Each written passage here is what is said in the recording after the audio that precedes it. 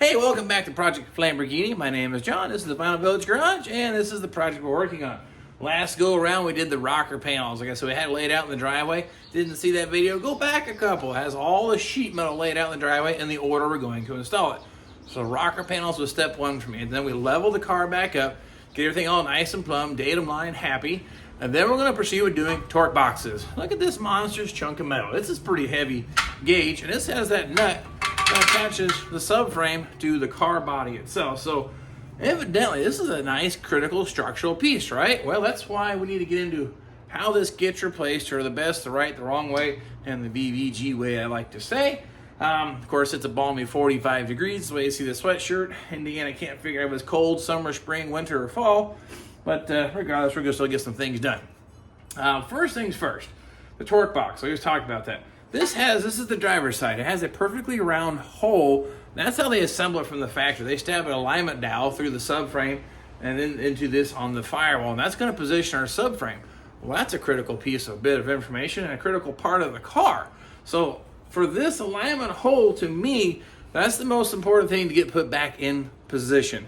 This nut has a bit of sloppy adjustment, so you got some fudge room on that. The only thing we're going to worry about is once this is installed, the height of this platform in relation to our datum line, or our floor, our virtual floor, whatever world you want to live in. So for me, the most important measurement is up and down the height, and then get this hole back in the same relationship to our car body. I'm going to show you how I plan to do that and how it's worked for me, and maybe you can come up with your own plan or use what I used here to get the same job done.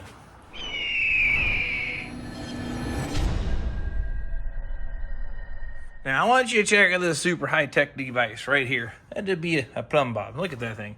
You can't get more basic than that, let's just be honest. That's actually pretty self-explanatory, I feel. But what I've done, though, is I've hung it above the torque box. So this is going to be cut out and replaced. This car is pretty bad. It doesn't look too bad on this side, but I'll show you the inside. This thing's pretty soft. Typically, in the past, I've just sectioned in that rear section and called it good. But I think this one's going to need the entire thing replaced by the time I get it all apart. So that's my 2 cents on that part. So anyway, again, mount it above the torque box. We're going to make a little mark here on our firewall that I'm going to use the old silver Sharpie. That way, if I need to remove this so I can remove the torque box, I have my point of reference. So I need to make sure that I put my little line exactly where my string is at now. In this case, I'm going to put it on each side of it. Then we'll have a little black line where the string goes. Check that out. Okay. So that way, if I have to take this loose, I know where I'm at in relationship left and right. Then front and back, well, self-explanatory. Firewall really shouldn't move, I hope. But in preparation for that, I'll go ahead and mark the floor when this thing stops swinging around. Well, that is pointing at. And that's going to be my point that I can use as a reference. If I cut all this out, I know exactly where my plumb bob should be lining back up on the floor. And then the other thing we'll do then, you see a chunk of all thread. That's my height gauge. Now that's, again, super low-tech device. 3/8 16 all thread with a nut and a washer. Let me pull that out and show you what I did. Here's what I want to show you. Now, like I said, this is not, again, super low tech. Chunk of 3/8 all thread. Now, what I've done, this is a 7/16 quarter drive Craftsman socket. It fits snug in that hole in the body. It's not like super tight, but there's very minimal clearance. Now, I put some wraps of tape on to kind of take up the slack. That way it stays somewhat centered. You'll see a washer and a nut. This is how I can adjust the height in relationship of the hole. Then I'll probably put some tape on this side so the nut can't move.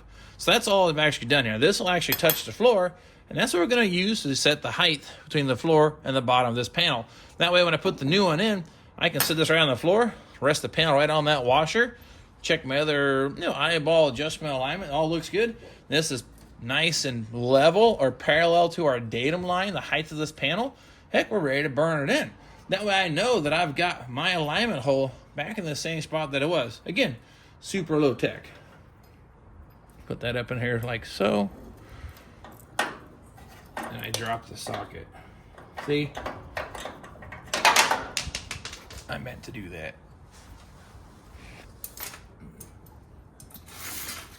Yeah. Okay, cool. Try that again. It's a snug fit. All right, there we go. Socket. Now, I got to line up my all thread parallel with our line. I'll see if I get that camera view really nice. Now, if you sight that straight up and down, I'm not way over here like this. I'm not way over here like this. It needs to be parallel with our line. And then we've got this here lined up with the center of the hole. That way I don't have to worry about it. Right now, too much slack. Simple. Run the nut up where it's just snug. I have no more up and down movement. So we can gauge our left to right, then front to back. We'll take the tape measure here at the top and shoot right about 1 inch. Okay, so 15/16. So as long as I'm 15/16 here at the bottom, I'm not. Move us forward a little bit. I said this is the super high-tech version of how to get this thing out. Now 15/16. Now I'm parallel front to back and side to side. Now what I'll do, pretty simple, I'll mark the floor.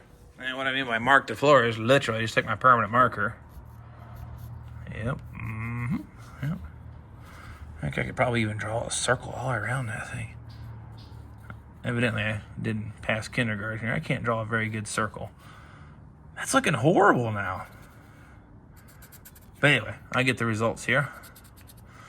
Now, whenever I pull my rod out of the way, I know then I have to put this right back into there. Then I know as long as I'm still parallel, both planes, forward and back and side to side, my hole now is back where it was at. Again, there may be a better way to do this, but this seems to work for me. It works all right. It's super low tech, low cost. I mean, there's probably other ways to get the job done, but this is how we're going to do it, and it seems to work. Oh yeah, one more thing I forgot to mention. Put an X on the floor where the plumb bob is at. That way it'll ensure that this point on the body, like our body didn't shift while we're messing around with it, because there's a chance things could move around. If it did, well, we just got to make sure we get our height and get it pretty close. But put the floor right there where that thing is actually raised and stationary. That's exactly that point in the center of that X there. So now I've got a way to ensure the height and adjustment front to rear, left to right of the alignment pin. Again, that's the most important part for me. At that point now, we go ahead and start tearing this thing all out. Well, here's what we're going to get into. This is the area that's infected. That's bad, not good whatsoever. This is our toe board, lack thereof. This is our torque box. So our torque box, toe board. This is a repair section for the firewall. Now, we're not going to install the whole thing. We're going to figure out where we're going to cut it out at and replace it. But something I was going to try to do this go around just for grins and giggles a little bit was say where the parts came from. This one's self-explanatory. It says AMD, but I want you to observe that sticker. It says AMD. I want you to take a look at this sticker right there. How that thing is printed, and it says made in Taiwan, right? Well, AMD. Now this one's OER, but doesn't that look familiar? Yeah, go figure. So here's something else. This is Sherman brand, and I think this is either Sherman or OER. They see how the dust is on this, and this is actually left over from my last project. I double ordered it. But notice something kind of weird here. Sherman brand, CHL. And then whatever brand this one is, CHL, made in Taiwan. Starting to put the pieces of the puzzle together yet? Yeah, well, I still think AMD gets the first round on the quality of the part. Maybe the stamping or the die has been reworked, but I'm telling you, I don't think there's that much difference in the manufacturers. But that's just my 2 cents on that. This piece here, we see, this is only on convertibles. This is that additional bracing. I have new of these, but this goes in after the floor pan is installed. But I need to put the toe board and torque box in. Now the thing about the toe board is technically this area right here is on the end of the frame here. And then the torque box is directly on the other side. So the way the layers of the cake go, so to speak, rocker panel, toe board, torque box. So you can't put the torque box in first because you got to sandwich this in between. So really what you need to do is go ahead and remove the section of the toe board I want cut out, and also remove the torque box, and then test fit them together, pull the torque box off, weld the toe board in, and then put the torque box in. That's the order of operation. But first things first, I gotta figure out where I'm gonna cut this at. I know we've got a lot of rust, but I don't like cutting more than I have to. But this is how rusty the inside of that torque box is. He's pretty trash. Like I said, in the past, I think I've just cut it out and replaced the bottom section. But this one's pretty crusty. If I clear up to here, if I cut this floor pan back, it's not looking so great. So that being said, I need to cut high enough on the floor pan that I get all the bad stuff out of here. So I think the panel comes clear up, if I really wanted to, clear up into this area here, but I don't want to cut this out. This isn't stamped or formed right. This little oval here for the steering column, well, that's right here. That's not stamped right, so I don't want to go that high. So I'm thinking We'll come in here. The metal's still very solid, somewhere just above the bright light switch. We'll come straight across. Then come through here on the transmission tunnel, then lob it off right there. That will be the part that I do. Now, cutting this out, I think is kind of self-explanatory. Don't know how much I'll put of that on video, but I'll work on getting that cut, but don't destroy what you cut out. That's gonna be our template for getting roughed in here really close where we need to cut our new panel to get that to fit. So I'm gonna go ahead and draw our line here with my silver permanent marker and figure out where we're gonna cut this thing at. You know, I just about epically failed there. I kind of put the cart before the horse because I was too busy talking to you all out there. I was getting ready to mark this up and I realized that a very critical part of the measurement, we know where the front of the torque box goes, but the better part, I should say, this rear section here, get this where you all can see it, that part there, that has the distance that needs to be from the floor.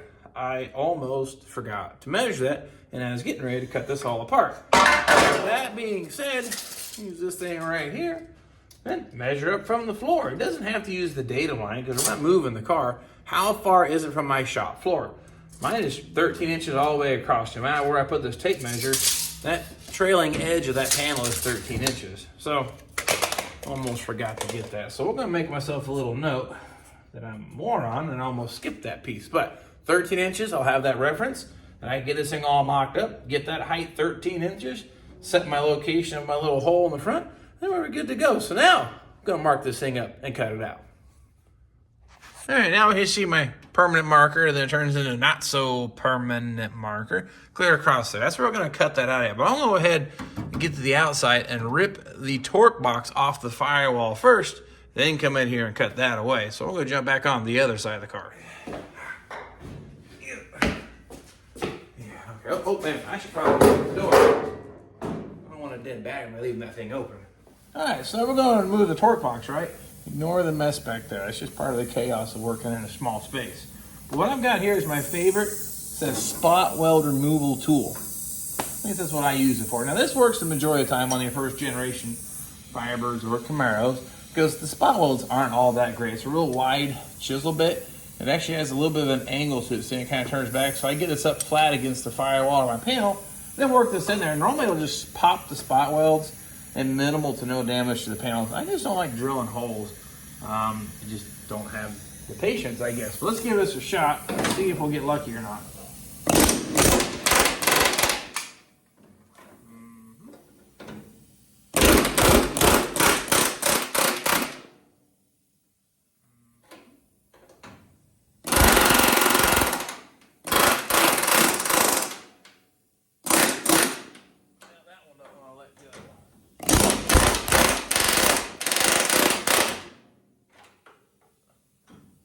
Must have had a new spot welder that day, or it wasn't a Friday or a Monday after a long weekend of doing whatever. So far, they're not letting go.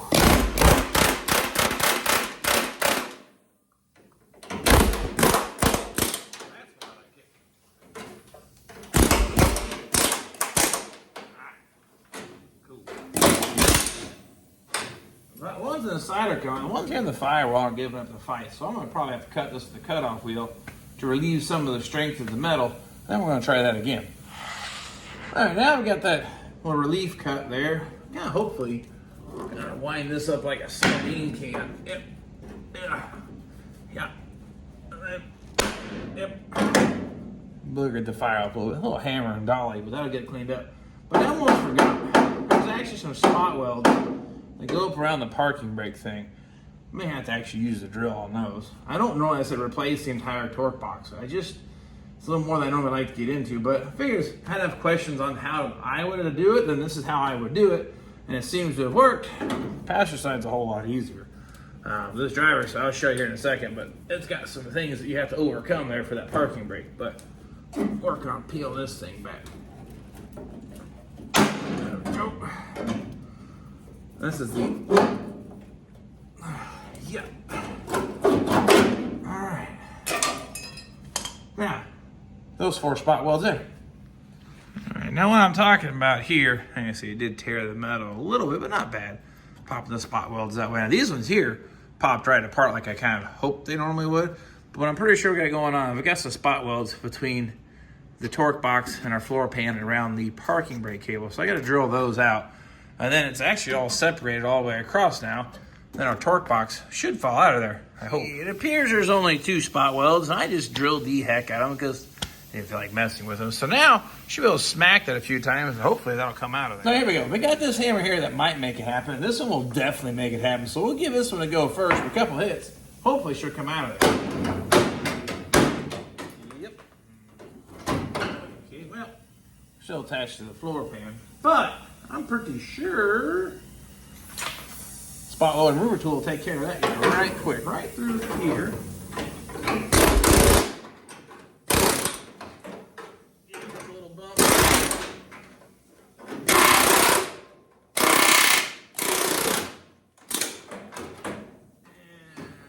right there. Ta-da! Torque box removed.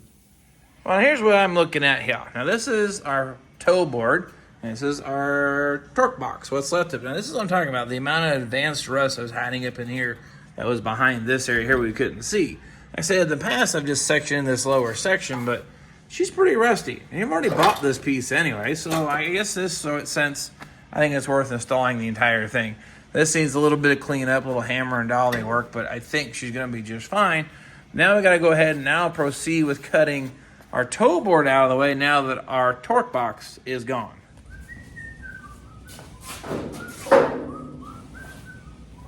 Alright, now we go.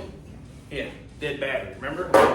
Alright, now we get back to work. Yeah, I've cut this all the way around here. I gotta separate the toe board from the inner rocker panel. So again, spot weld removal tool spelled out there for you. I'm gonna go ahead and pop all those out right loose. It should come out pretty easy. This is a heavier gauge metal than the floor pan sheet metal, so it should pop out pretty easily. Now I don't want to destroy what's left of that panel. That's gonna be my template to lay it out on my new panel to trace it out to get us really close and sometimes right the first time.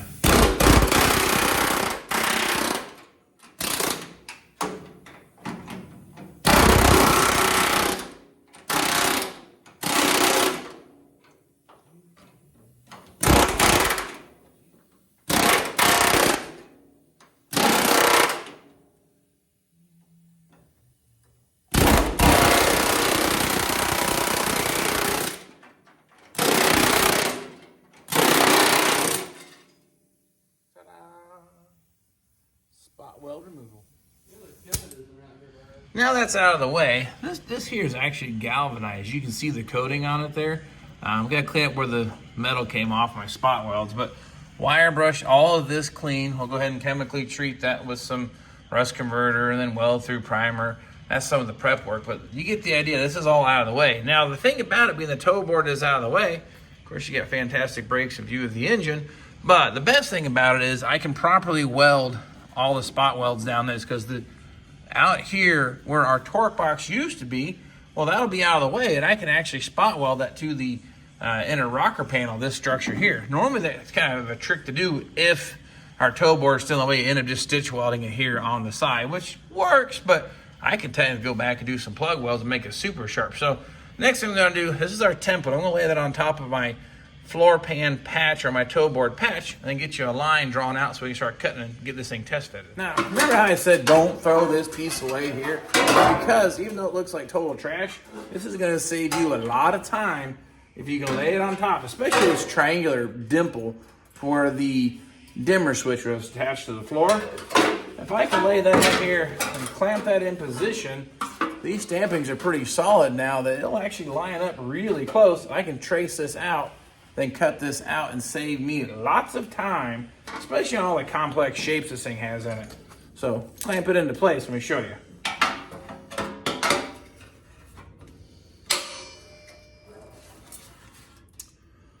Yep.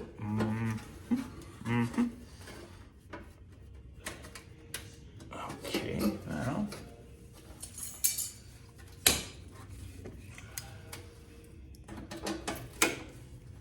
I'll clamp this a little tighter. All right, now. All right, got it clamped here and up here. Now I got it pulled in tight. It follows that line, that line, that line. There's right below that line. There's a little triangle shape here. Lines up here with that crease. Same as this crease, that line. The only thing that's a little bit off is a little dimple here in the floor pan. That's all I got to complain about. I got nothing to say. So now we'll just trace it with our marker, cut this out, and this piece will be just about ready to go right into place. Of course, it's hard to see, but I assure you there's a line trace all the way around this whole thing. So now proceed with cutting it out. Now look at this right here. This is what our panel looks like. Very minimal gap all around the whole thing. So that's why we use that piece as a template. So with that being said though, I think I've got enough time in for this video because it's gonna be about 30 minutes. That kind of pushes the extreme for I can keep your attention going. So I think we're gonna hit a pause on the kick panel installs. We'll call this the removal and prep. And I'll do the next video on actually getting us all back in using our plumb bob and getting it square. So don't forget to subscribe, come back and see how this goes all back together because we got plenty more work to do. Because you can tell there's no floor pan in this car because I still need to do a whole lot of work heading back that direction. So we got all the sheet metal from the firewall to the tail panel yet to come. So hope to see you all then. They have to prove their will is strong. Just like this man from Indiana doing show car restorations in his home. With just a 2-car garage, building cars and having fun. And these old boys jumped up and said, "Now, John, you know